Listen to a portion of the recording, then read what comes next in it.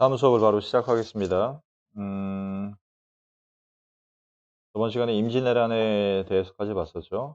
임진왜란으로 인해서 명나라가 쇠퇴하고 우리나라 위에 말 타고 다녔던 여진족이 급성장을 해서 후금을 건국한다. 그래 가지고 후금이 나중에 청나라가 된다라고 했었고, 그다음에 조선은 상태가 안 좋아지고 그에 비해서 일본은 여러 가지 문화재를 약탈해 가거나 아니면 기술자들을 훔쳐 가서 성리학이나 도자기 기술 같은 것들이 많이 발전했었고, 조선은 완전히 상태가 안 좋아진다. 오히려 명나라가 우리를 도와줬었기 때문에 명나라를 숭상하는 그런 관념이 확대된다. 그 연장선에서 이제 오늘 전쟁 직후에 광해군의 외교 정책에 대해서 좀 보겠습니다. 광해군이 이제 왕이 올랐을 당시에 요런 상태라고 생각을 하면 되겠죠. 조선이랑 명나라가 상태가 안 좋아지고 후금이랑 외가 뜨고 있는 상황에서, 그럼 우리 조선의 일반적인 왕이라면은 어 당시에는 대부분은 명나라랑 친하게 지냈었어요. 그리고 이 명나라는 우리 임진왜란 때 얘네가 도와주느라고 돈을 다 써서 나라가 망할 정도로 심하게 도와줬다고 했었죠. 물론 크게 도움이 되진 않았어. 와 가지고 막 깽판만 부리고 그래서 별로 도움이 되진 않았었는데, 어쨌든 얘네가 명나라가 도움을 줬기 때문에 조선의 왕은 얘네랑 항상 친했었는데, 무시할 수 없는 게 얘네 후금이 굉장히 커지고 있었다는 거예요 당시에. 굉장히 여기서 세력을 확대하면서 명나라랑 대립 상태였었던 애들이었었습니다. 그래서 이 후금을 무시할 수가 없었던 그런 상황이었었기 때문에 당시 조선 왕은 명나라와 후금 중에서 한쪽을 선택해야 되는 그런 상황이었었어요. 얘네가 당시 이런 만리장성을 사이에 두고서 전쟁을 일으키려고 했었던 분위기에서 조선 왕은 명나라랑 후금 사이에서 한 국가를 선택해야 되는 그런 상황이었었는데, 일반적으로 조선 왕은 얘랑 친했었단 말이에요, 명나라랑. 그리고 임진왜란 때 도와주기도 했었기 때문에. 그런데 얘가 너무 크고 있는 상황에서 얘를 완전히 무시할 수 없었다. 그래서 조선 왕은 이 둘 중에 어떤 하나를 선택하지 않았었고, 이 둘 사이에서 중립을 취하는 이른바 광해군의 명과 후금 사이에 중립 외교를 실시하게 됩니다. 중립 외교. 명과 후금 사이에 중립 외교를 전개하게 됩니다. 그래서 얘네 둘이 전쟁이 일어났을 때 명나라가 "야, 여기 뒤에서 이렇게 좀 얘 좀 뒤통수 좀 때려."라고 해 가지고 조선이 실제로 군대를 보내기는 보내는데 적극적으로 싸우지는 않아요. 왜냐하면은 둘 중에 어느 하나한테 밉보이기 싫어 가지고 어 군대를 보내서 싸우는 척을 하다가 결국은 후금한테 항복해 가지고 들어가서 "우린 너네랑 싸울 마음 없어. 명나라랑 옛날에 친했어 가지고 이거를 얘네 요구를 우리가 좀 거부할 수 없는 상황이야."라고 잘 입을 또 우리 외교를 외교를 한 거죠. 우리 예전에 서희의 강동육주 탈환 때도, 강동육주 확보 때도 우리가 입을 말을 통해서 영토만 확보를 했었고, 외교를 되게 잘하는 나라였었어 우리나라는. 그래서 후금도 그거를 이해를 하고서 조선의 사정을 인정을 했었죠. 고런 당시에 광해군의 외교 정책을 중립 외교라고 합니다. 중립 외교. 그 외에 전쟁 직후, 임진왜란 직후에 었기 때문에 여러 가지 복구 사업을 전개를 합니다. 많은 복구 사업을 전개를 해서 토지대장, 땅 문서 다시 만들고, 왜냐면은 땅에서 옛날에는 세금을 걷었었기 때문에 땅 문서를 다시 만들었었고, 호적을 다시 만들어서 뭐 군대 갈 사람들 이제 인원수 체크하고, 그다음에 국방력을 강화하기 위해서 성곽이나 무기 같은 걸 수리하는 등 전쟁 복구 사업을 활발하게 전개를 해서 어느 정도는 좀 나라를 안정기에 접어들게 합니다. 거기에 경기도에 대동법이라고 하는 새로운 세금 수취 제도를 실시를 합니다. 이 대동법이라는 것은 나중에 뒤에서 몇 페이지냐, 34 페이지에서 34 페이지에서 대동법을 굉장히 중요하게 살펴볼 겁니다. 우리 다음 시간이네. 그러니까 대동법은 여기 관련된 내용이 36 페이지에 나오니까 굉장히 중요 표시를 해 놓고서 공부를 하겠습니다. 다시 위로 올라와서 광해군이 실시한 거예요. 광해군이 실시한 거니까 잘 알고 있으면 됩니다. 일단 그런 게 있다라고만 알고 있으세요. 자, 그래서 당시 상황은 북인과 광해군이 중립외교를 하는 상황이었었고, 북인과 광해군이 중립외교를 하는 상황이었었고, 어느 정도는 효과가 있었습니다. 왜냐면은 우리가 임진왜란이 끝난 지가 얼마 안 됐었기 때문에, 임진왜란이 끝난 지가 얼마 안 돼서 조선이 상태가 안 좋아지는 상황에서 다시 후금이나 아니면 명나라와 다툴 수는 없었기 때문에 양쪽 사이에서 중립외교를 했었던 겁니다. 그런 상황을 잘 이해하고, 그래서 어떤 생활이 좀 안정되고 국가의 돈들이 좀 모이기 시작하는 그런 효과가 일어났었는데, 전에 잠깐 얘기했었지만은 광해군은 자기 계모인 임목대비를 폐비시키는 그런 약간 계모, 그러니까 새엄마죠. 새엄마를 폐비시키는 그런 폐륜 행동을 저질렀었기 때문에 효를 중요시하는 조선시대에선 도저히 용납할 수 없는 왕이어서 이 당시 북인과 광해군을 내쫓기 위해 남인과 서인이 연합해 가지고 인조 반정을 일으킨다라고 했었죠.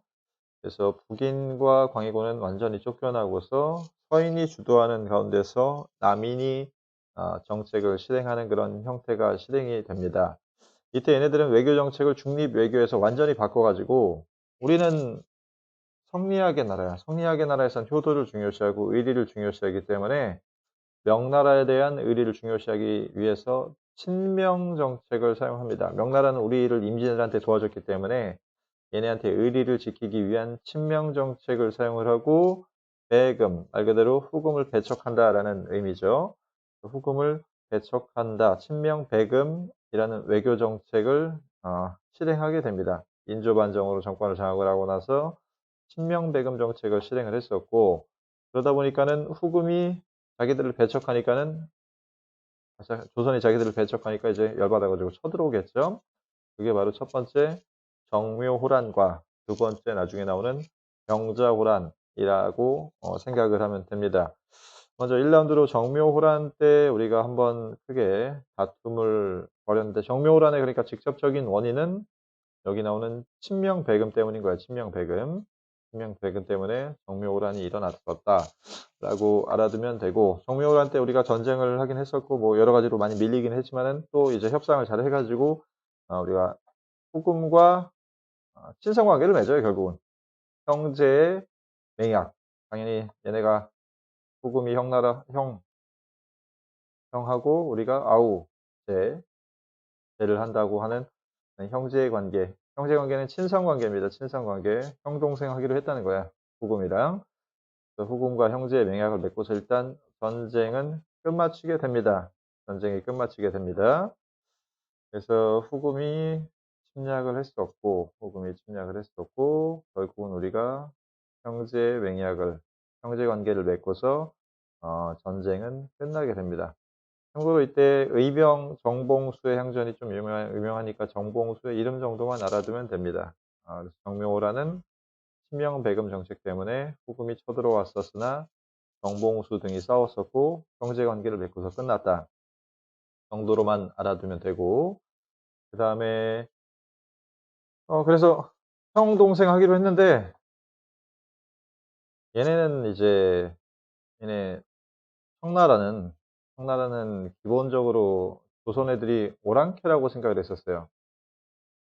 여기 후금은 위에 북쪽에서 항상 얘네 제대로 된 집도 없고 맨날 말 타고서 싸돌아다니는 애들이기 때문에 우리가 항상 오랑캐 국가라고 생각을 했던 나라야. 그래서 우리는 제일 발전된 국가인 중국과만 친하게 지내고, 얘네는 항상 오랑캐로서 무시했었는데, 얘네랑 형 동생 하기로 하니까 자존심이 좀 상했었겠죠. 그런 상황이었었는데, 이 후금이 훨씬 더 세져서 나중에 나라 이름을 청이라고 바꿉니다. 나라 이름을 청이라고 바꾸고, 이때부터는 조선한테 얘네가 나라 이름을 바꿨으니까는 더 센 척을 하겠죠. 군신관계라는 걸 요구를 합니다. 군신관계는 요 한자를 알면은 좋겠지만은, 자, 자기네들이 임금을 하고 우리는 신하하라는 뜻입니다. 우리는 신하하라는 뜻.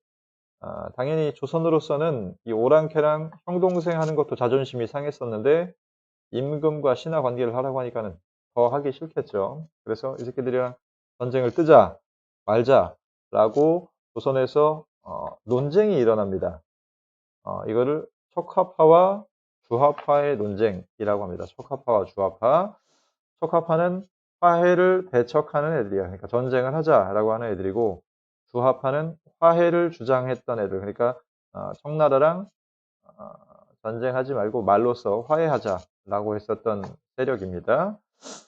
그 내용을 좀 체크를 하고 가겠습니다. 자, 병자호란의 원인인데 이게 지금 얘네가 국호를 청나라로 바꾸고서 분신 관계를 요구를 합니다. 그리고 이때부터 척화파와 주화파의 대립이 일어나는데, 당연히 조선은 척화하고 싶을까, 주화하고 싶을까? 척화는 전쟁, 주화는 화해. 어떤 걸 하고 싶겠어? 그동안 항상 오랑캐로 자, 다시. 그동안 항상 오랑캐로 생각을 했었던 이 청나라가 어, 임금하겠다고 하니까는 당연히 조선은 자존심이 상해서 척화를 하고 싶었겠죠. 근데 지금 임진왜란 끝난 지 거의 한 10년밖에 안 됐단 말이야.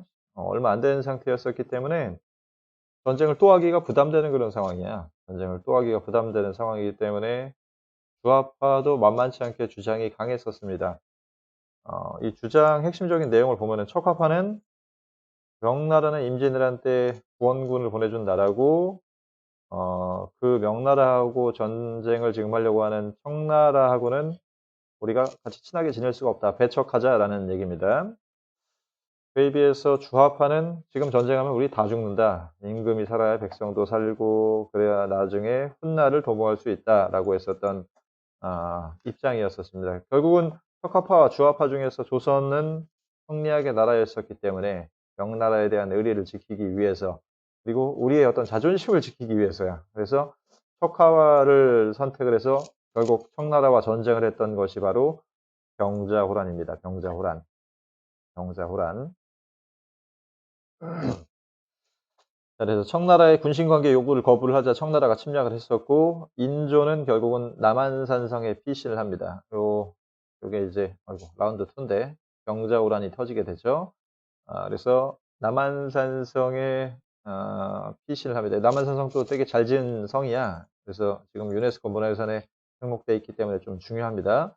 인조가 남한산성으로 피신을 했고, 여기에서 농성전을 벌이죠. 청나라 애들이 지쳐가지고 돌아가게끔. 얘네가 멀리 전쟁을 온 애들이기 때문에 식량이나 물자 조달이 어려우면은 우리가 계속 농성을 피우면은 걔네가 돌아가는 경우가 많았었거든. 그래가지고 우리가 남한산성에 피신을 해가지고 항거를 했었으나, 바보 같게도 남한산성은 무너진 적이 없어. 남한산성은 무너진 적이 없는데 왕자들을 강화도로 피신시켰는데 그 강화도가 먼저 뚫렸어. 그래가지고 결국은 남한산성에서 인조가 결국 끌려 나와서 항복을 하게 되죠. 이때 항복했었던 상황을 삼전도의 굴욕이라고 합니다. 삼전도의 굴욕. 여기 밑에 조선의 굴복 밑에다 씁니다. 삼전도의 굴욕이라고. 이때부터 우리는 청나라와 군신 관계를 맺게 돼서, 이때 조선의 왕이었던 인조가, 여기 지금 이게 인조야.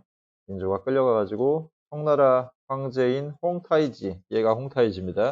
이 홍타이지한테 끌려가서 조선의 군대랑 신하들이랑 이제 끌고 가가지고 청나라 군대 앞에서 항복 의식을 거행을 하죠. 요거를 삼전도의 굴욕이라고 합니다.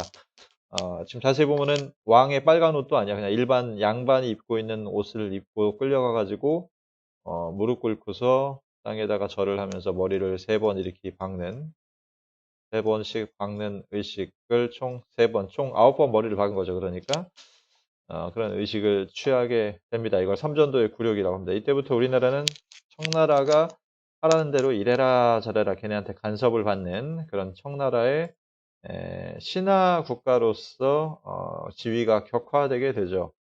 옛날 몽골 간섭기 때처럼 직접적인 간섭은 없었지만은, 직접적인 간섭은 많지 않았었어. 많지는 않았지만 어쨌든 우리는 이때부터 청나라가 이래라 저래라 간섭하는 국가가 되어버렸다라고 생각을 하면 됩니다. 그래서 이때부터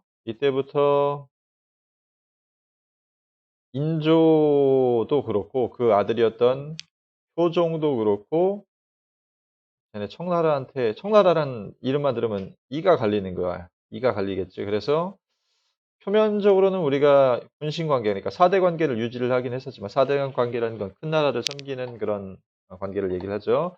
하지만 내부적으로는 몰래 우리가 그 새끼들을 정벌하기 위해서 북벌 운동을 전개를 합니다. 북벌.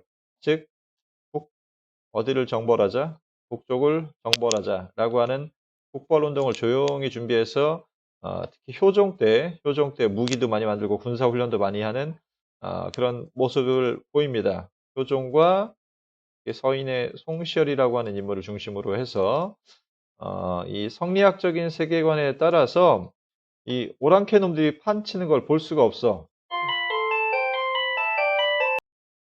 그렇기 때문에 이 오랑캐 놈들이 판을 치는 걸 볼 수가 없었기 때문에 어, 잠깐만. 이 오랑캐 놈들이 판을 치는 걸 볼 수가 없었기 때문에 이 청나라를 정벌하자라고 하는 그런 논의가 일어나게 돼서 군사훈련과 무기 개선 작업들이 많이 시행이 됩니다. 효종과 송시열에 의해서. 그래서 명나라에 대한 의리를 지키자.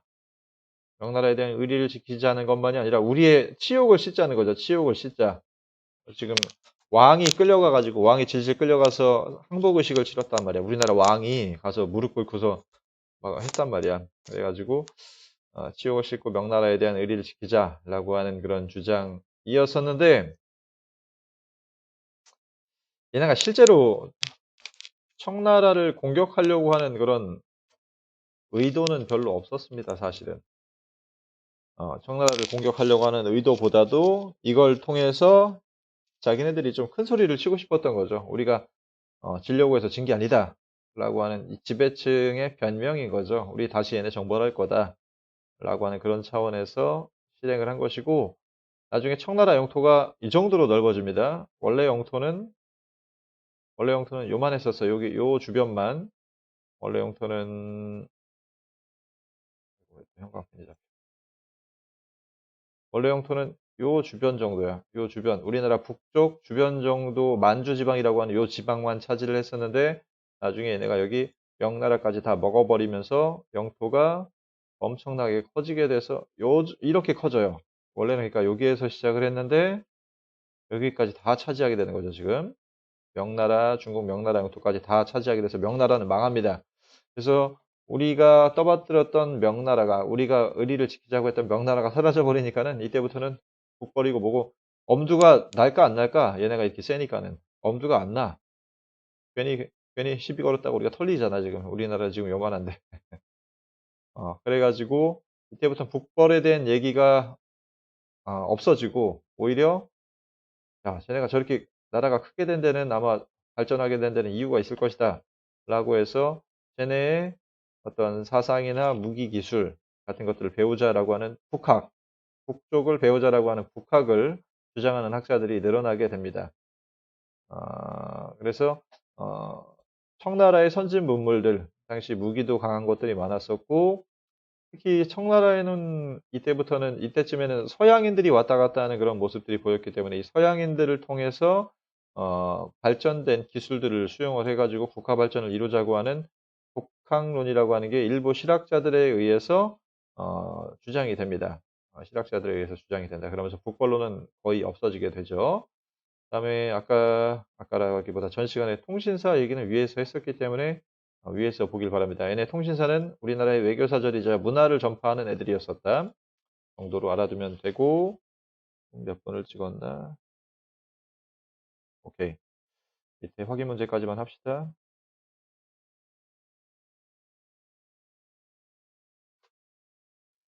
조선은 명과 조공채권 관계를 맺고서 정권의 안정과 경제적, 문화적 실리를 추구했었다. 그 다음에 조선은 북방 지역의 안정을 위해 여진에 대한 회유와 토벌을 병행했죠. 같이 했었습니다. 이거를 교린 관계라고 하고 위에 거를 사대 관계라고 합니다. 조선은 세종 때 삼포를 개항하고 일본이 자유롭게 무역할 수 있도록 자유롭게까지는 아니고 제한을 뒀었어요.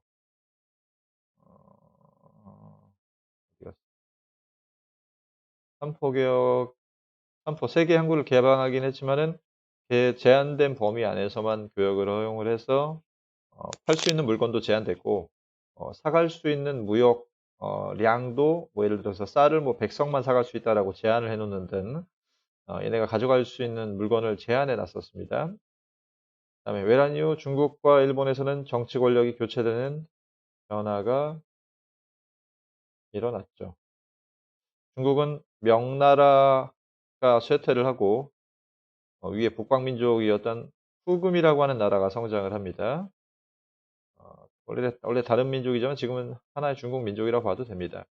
후금과 명나라는 원래는 다른 민족인데 지금은 하나가 됐어요. 지금은 다 그냥 중국인이야다. 그리고 일본에서는 도요토미 히데요시에서 도쿠가와 이에야스라고 하는 장군에게로 권력이 바뀌게 됩니다. 도요토미 히데요시가 전쟁 도중에 죽게 되죠. 그다음에 외란 이후 일본은 조선에서 끌고 간 학자 기술자 등을 통해서 문화가 발전한 게 맞죠. 그다음에 광해군의 외교 정책은 명나라에 대한 의리를 중시하는 사람들의 지지를 받지 못하고 오히려 명나라에 대한 의리를 중시하자라고 하는 사람들이 광해군의 외교 정책인 중립 외교 정책을 싫어해서 인조 반정을 일으켜 가지고 광해군과 북인들을 몰아내죠. 그다음에 인조의 친명배금 정책과 효종의 북벌운동에는 성리학적 세계관을 극복하려는 노력이 전혀 반영되지 않고 성리학적 세계관은 어, 아시아를 이제 문명화된 중화 주변 국가와 그다음에 문명화하지 않은 오랑캐 국가로 두 개로 양분화했었습니다. 이 내용은 조선시대 초반부에 나옵니다. 몇 페이지냐면은 27페이지야. 27페이지에 보면은 성리학적인 이념에 따라서 조선을 통치를 할 때 화이론적 세계관이라고 하는 내용이 있습니다. 화는 중화, 그리고 이는 오랑캐 이자예요. 오랑캐 이자. 그래서 전 세계를 중화 주변의 문명화된 국가와 그리고 오랑캐 국가, 말 타고 다니는 이렇게 집도 제대로 없고 막 그런 식으로 돌아다니는 애들을 오랑캐로 봤었습니다. 그래서 화이론적 세계관에 따라서 우리는 항상 중국을 즉 명나라를 본받고 싶어 했었고 그래서 명나라 중심의 국제 질서에 우리가 참여를 했었고 그 외의 국가는 오랑캐로 취급을 했었는데 이러한 사상은 우리 외교 관계에서도 많이 드러난다는 거죠. 지금 친명배금 명나라랑만 친하게 지내고 오랑캐는 배척한다. 북벌운동도 오랑캐인 청나라를 정벌하자라고 하는 사상입니다. 그래서 X고 그다음에 호라니오 서인 정권의 패전의 책임을 피하고 정권을 유지하려는 차원에서 북벌운동을 지지했고 외구의 근거지인 쓰시마 섬을 토벌하고 다군 육진을 개척했죠.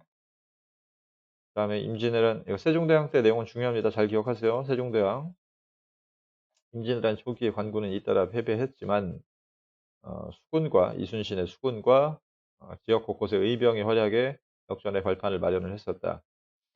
그다음에 광해군은 중립외교 정책을 취했었고 일본은 외란 이후에 통신사를 파견해 달라고 해서 외교사절단 역할 그리고 문화교류에도 큰 역할을 했었죠. 병자호란 때 오랑캐를 물리친다는 좋은 화양이 몰라도 됩니다. 중화를 존중하고 양, 배척한다. 이는 오랑캐야. 오랑캐를 배척한다. 그러니까 중국을 존중하고 오랑캐를 배척한다는 성리학적인 세계관을 바탕으로 해서 북벌 운동이 추진이 됐었는데 북벌 내용만 알면 되고 존화양이까지는 몰라도 됩니다. 청해 국력이 신장되고 문물이 크게 융성하자 18세기에는 얘네를 배우자라고 하는 북학론을 수용을 했었죠. 북학론을 주장을 했었다. 그래서 이번 시간은 여기까지만 합시다.